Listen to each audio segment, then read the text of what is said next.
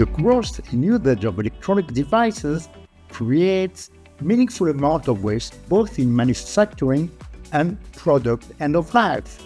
We can address this challenge through our own design and manufacturing processes.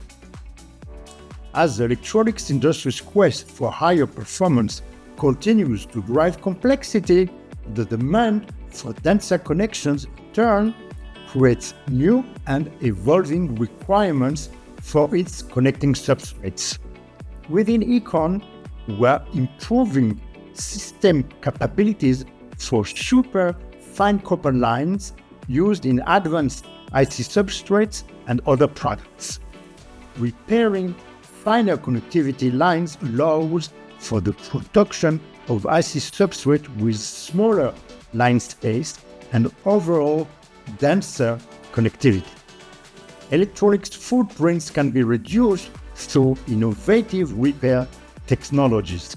In contrast to user devices such as smartphones, networking equipment benefit from professional maintenance by the internet service providers.